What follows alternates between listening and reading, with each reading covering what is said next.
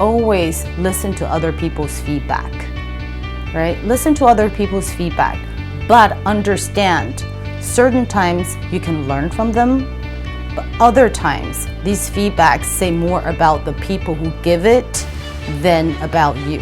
Ever wonder what kind of person you are? If you are on the right path in life?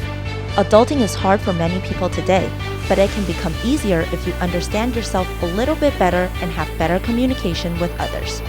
Sherry Xia knows all about this and a little bit more.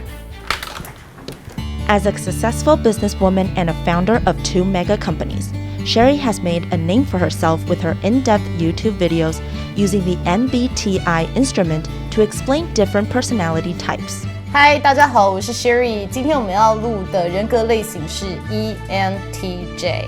However, her road to the top was not as smooth sailing as one would assume. And as a woman, she has recognized that there are sometimes more obstacles than stepping stones on the road to success.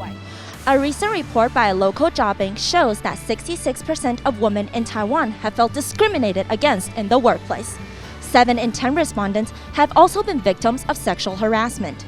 Today, we are joined by Sherry Xia, who many of you may know from her popular YouTube channel, Sherry's Notes, to share with us her take on this survey conducted in March. Born and raised in Taiwan, Xia's family moved to Australia after she finished 7th grade in Taiwan.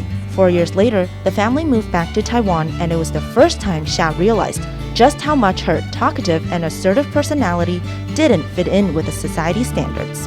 I think I was struck by how people behave differently in different environments and how you were received differently based on the role you play. Because I was born and raised here, so you'd think I'd be used to the environment, but I wasn't. Xia soon returned to the States and spent her university years in New York. Later, she moved to San Francisco and worked at an advertising company for 7 years. When her visa expired, she returned to Taiwan but soon found that her way of doing things was not that compatible with businesses in Taiwan. I realized that, I'm not the supporting type. I actually want to do my own things. I have my own vision and I want to execute my vision. I wanted to start a company to help consult, to let other people understand, the underlying, the unconscious of every organization, right? That's affected by the culture and the environment and society's norms. Xia then developed Baiyan Global Consulting to help organizations develop a more diverse workplace. She also noticed the importance of emotional well-being and co-founded Cura Joy to help others in this aspect too.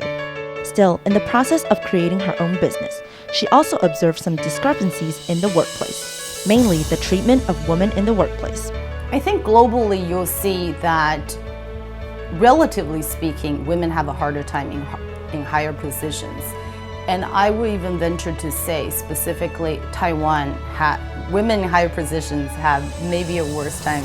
Oh, you're so capable, you make so much money, your husband must be very afraid of you. Well, there's that implication that if you're really strong and successful in your career, that you must not have a good marriage or have a good relationship. And I think that's a basic assumption that's very dangerous.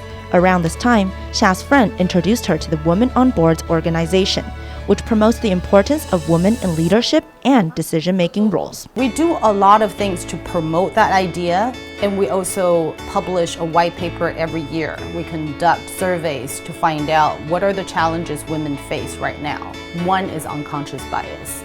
Overwhelmingly, 54% says they still face unconscious bias. And the second thing is unpaid work. And the third challenge they face is systemic, right? Discriminatory laws against women. Swimming against the current, women who ultimately make it to the top despite these obstacles are also met with harsh stereotypes that attempt to define them in a certain way. For one, not all successful women have bad marriages or are single. That is just not the case. And the second stereotype is that people who are emotional can't be good leaders. Women tend to be a little more emotional. And that's not a bad thing, right? Because future leaders requires a lot of empathy.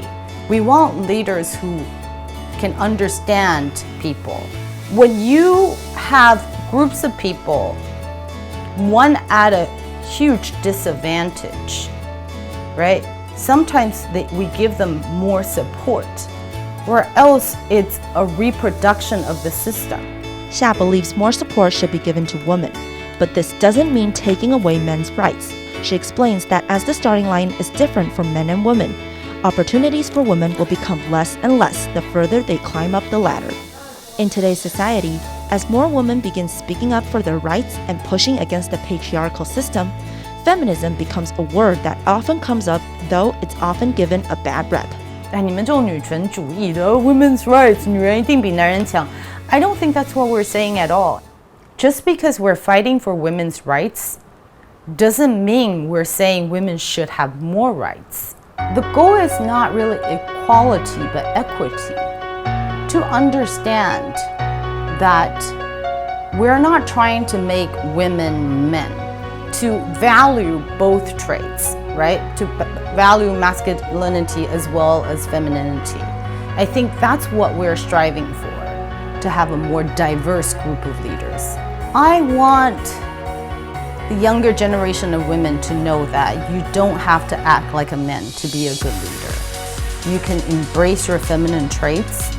You have to embrace yourself, love yourself. As Sherry continues to advocate for more women leaders, she also stresses the importance of looking after one's mental health. She emphasizes that in pushing forward and accomplishing one's goals, it's okay to take a rest and a breather to walk further along the path to success. TVBS English News.